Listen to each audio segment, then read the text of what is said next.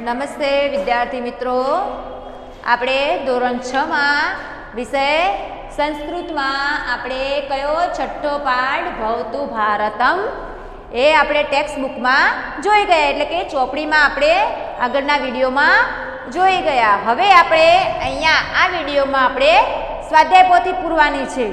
તો અહીંયા હું જે લખું છું એ સાથે સાથે તમારે સ્વાધ્યાય પોથીનું લેખન કરવાનું રહેશે.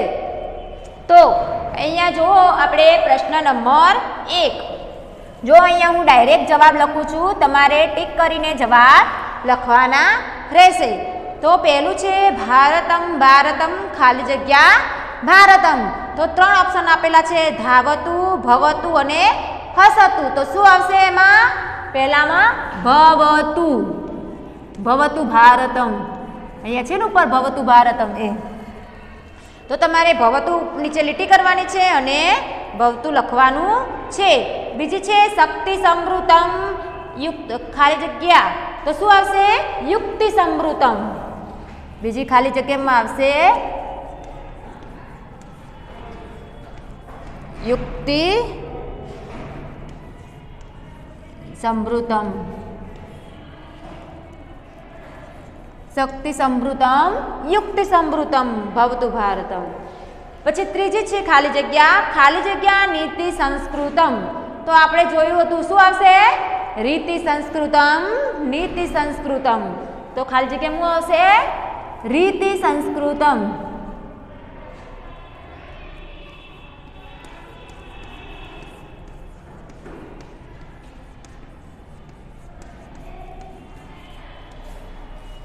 રીતિ સંસ્કૃતમ નીતિ સંસ્કૃતમ. પછી ખાલી જગ્યા નંબર 4 કર્મ નૈષ્ટિકમ. પછી શું આવશે? જો 3 ઓપ્શન આપેલા છે, ધર્મ નૈષ્ટિકમ, ભવતું ભારતમ અને શસ્ત્ર ધારકમ. તો શું આવશે? કર્મ નૈષ્ટિકમ, ધર્મ નૈષ્ટિકમ.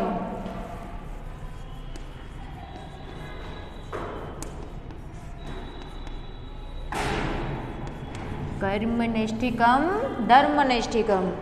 પછી 5મો છે ભક્તિ સાધકમ. શું આવશે? મુક્તિ, શસ્ત્રધારકમ અને મુક્તિ સાધકમ. તો શું આવશે? ભક્તિ સાધકમ, મુક્તિ સાધકમ.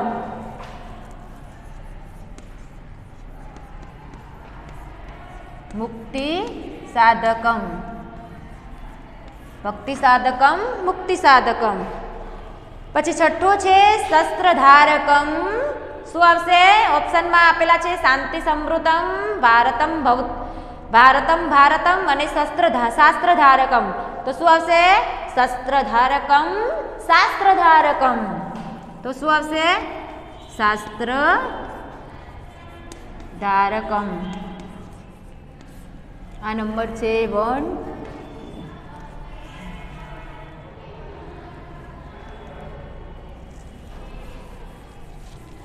અહીંયા આવશે 1 નંબર, 2, 3, 4, 5 અને 6. તો પ્રશ્ન નંબર 1માં આપણા 6 વાક્યો જોઈ ગયા, 6 ખાલી જગ્યાઓ. હવે આપણે જોવાની છે અહીંયા પ્રશ્ન નંબર 2. તો પ્રશ્ન નંબર 2માં જુઓ, તમારે જોડકા જોડવાના છે. તો અહીંયા છે શાંતિ સમૃતમ,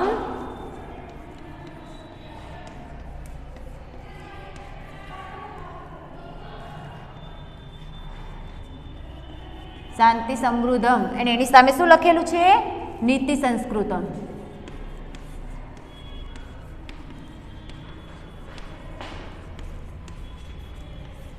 પછી બીજું છે રીતિ સંસ્કૃતમ.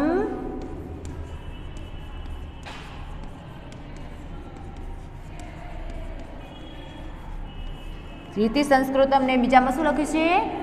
મુક્તિ સાધકમ.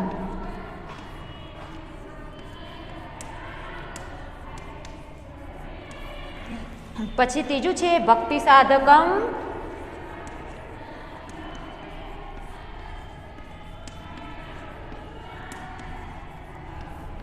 અને સામે છે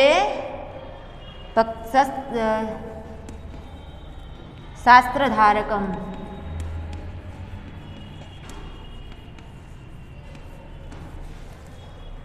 પછી છે શસ્ત્રધારકમ.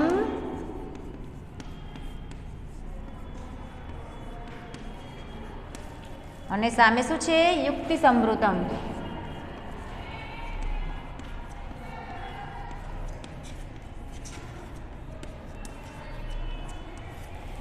તો હવે અહીંયા આપણે શું કરવાનું છે? બીજા વિભાગમાં અવિભાગને બ વિભાગ સાથે જોડવાનો છે.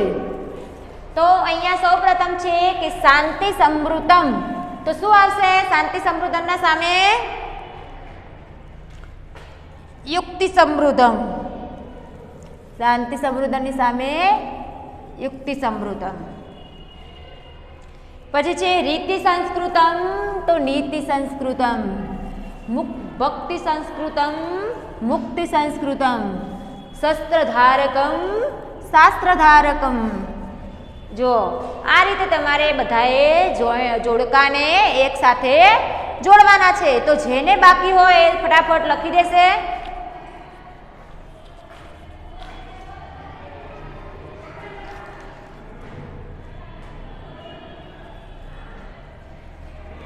હવે આપણે અહીંયા પ્રશ્ન નંબર 3 જોવાનો છે.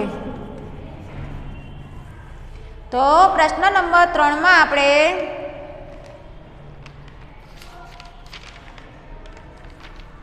જો પ્રશ્ન નંબર 3માં શું છે? ઓપ્શન આપેલા છે. એમાં પહેલું છે માં નિષ્ઠાવાળું.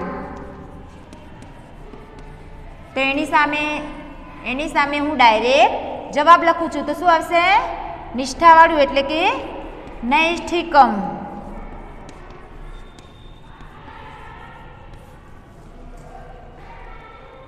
એમાં સાચો અર્થ તમારે જોડવાનો છે. બીજું છે સિદ્ધ કરનારો. સિદ્ધ કરનારો. તો એની સામે શું આવશે?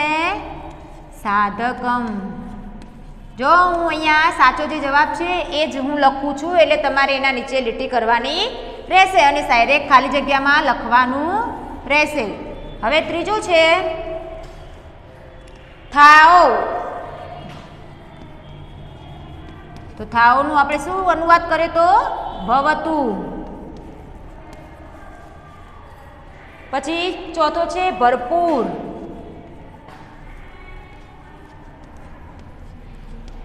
ભરપૂરનું શું થશે? સંભૃતમ.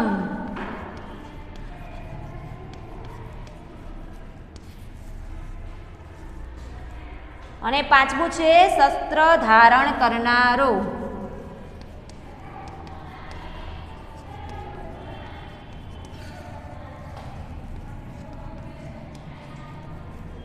તો શું આવશે? શસ્ત્ર ધારકમ.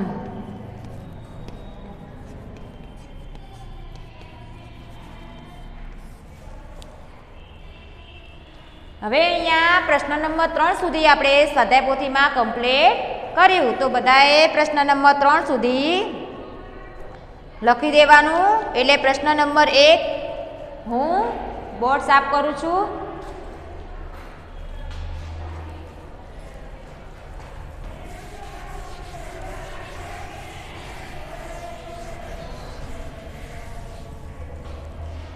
હવે અહીંયા છે પ્રશ્ન નંબર 4. શું છે પ્રશ્ન નંબર 4માં? પ્રશ્નોના જવાબ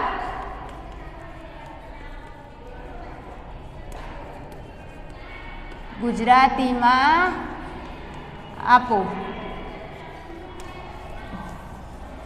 પ્રશ્નોના જવાબ આપણે શું કરવાનું છે? ગુજરાતીમાં આપવાના છે. તો સૌથી પહેલાં આપણો પ્રશ્ન નંબર 1 છે. હું અહીંયા ડાયરેક્ટ જવાબ લખું છું. જો તમે બધા ધ્યાન આપજો. અહીંયા હું ડાયરેક્ટ જવાબ લખું છું. પહેલો પ્રશ્ન છે કે ભારત દેશ શું સિદ્ધ કરનારો અને સાધનારો થાઓ એમ કહેવાયું છે? ફરીથી પ્રશ્ન બોલું છું કે ભારત દેશ શું સિદ્ધ કરનારો અને સાધનારો થાઓ એમ કહેવાયું છે? તો તમારે જવાબમાં લખવાનું ભારત દેશ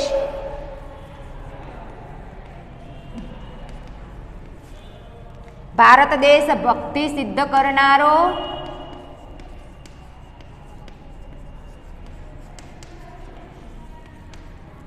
ભારત દેશ ભક્તિ સિદ્ધ કરનારો અને મુક્તિ મોક્ષને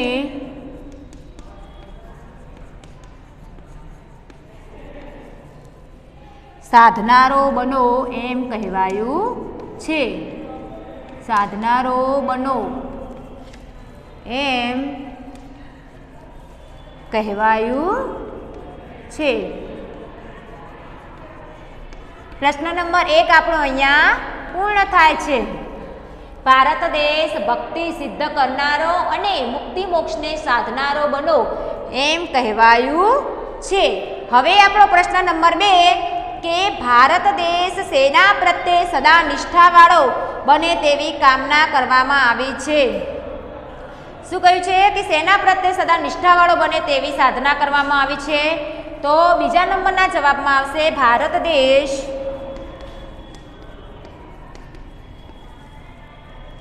કર્મ અને ધર્મ પ્રત્યે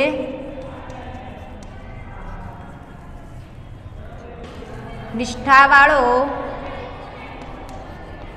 કર્મ અને ધર્મ પ્રત્યે નિષ્ઠાવાળો બનો તેવી કામના કરવામાં આવી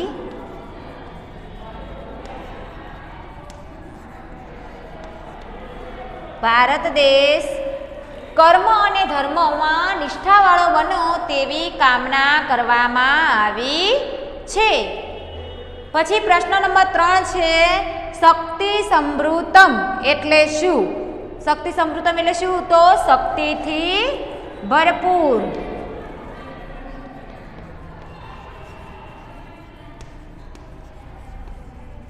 શક્તિ સમૃતમ એટલે શક્તિથી ભરપૂર.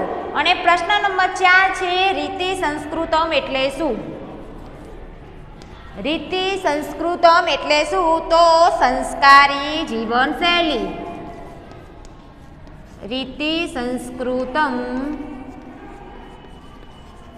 એટલે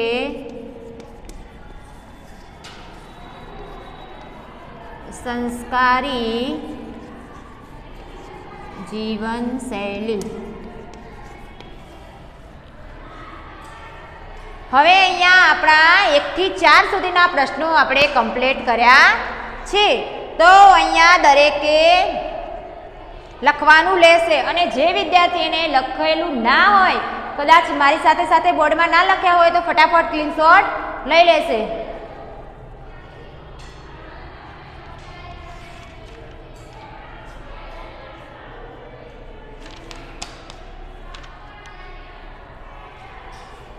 હવે હું અહીંયા પ્રશ્ન નંબર 5 જોઉં છું.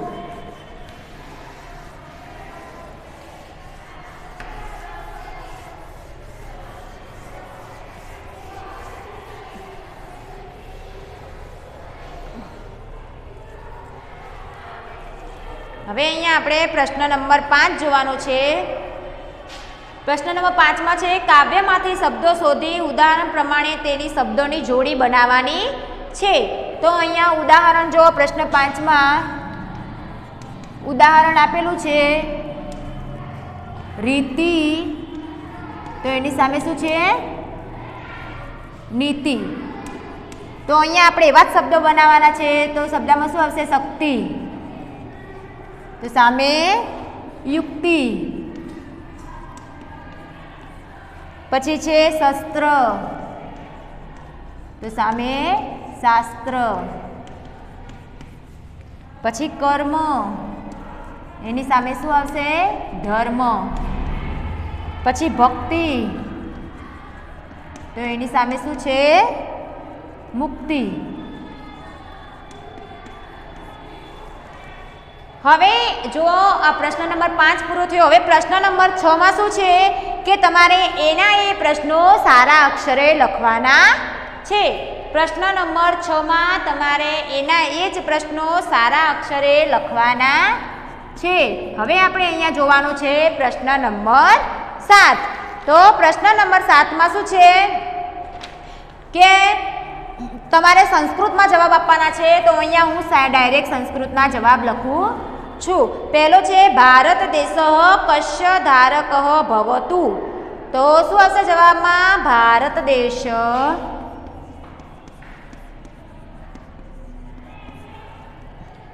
શસ્ત્રધારકમ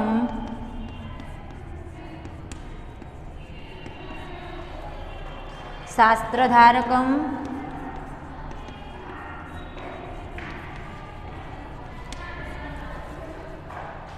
ભવતુ.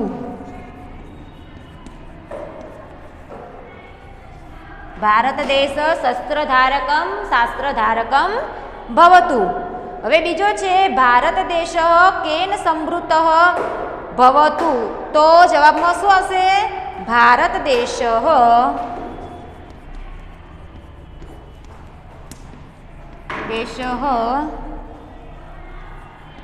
શક્તિ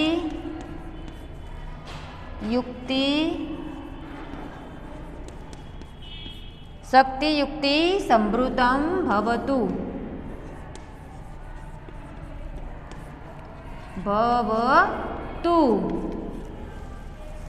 ભારત દેશ શક્તિ યુક્તિ સમૃદ્ધમ ભવતુ. હવે આપણે નંબર છે પ્રશ્ન નંબર 3 કે ભારતમ કેન સંસ્કૃતમ ભવતુ.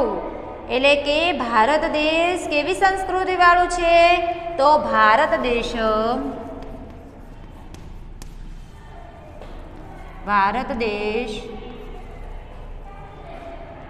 રીતિ સંસ્કૃતમ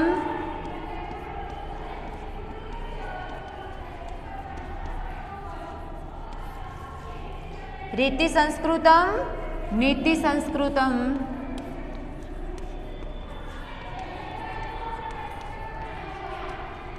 ભારત દેશ રીતિ સંસ્કૃતમ નીતિ સંસ્કૃતમ ભવતુ.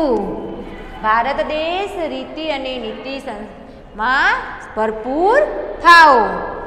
હવે છે નીચે કાવ્ય પંક્તિ પૂર્ણ કરો. જો કાવ્ય પંક્તિ દરેકની ચોપડીમાં આપેલી જ હશે, પરંતુ કેટલાકની પાસે ચોપડી ના હોય તો હું અહીંયા લખાવું છું, એ લખી લેવાનું છે. પ્રશ્ન નંબર 8 છે. જો કાવ્ય પંક્તિ લખાવું છું. કર્મ નૈષ્ઠિકમ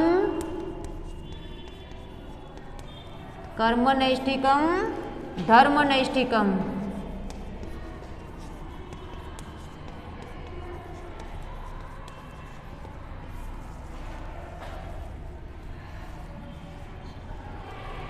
કર્મ ધર્મ નૈષ્ઠિકમ ભવતુ ભારતમ. કર્મ ધર્મ નૈષ્ઠિકમ ભવતુ ભારતમ.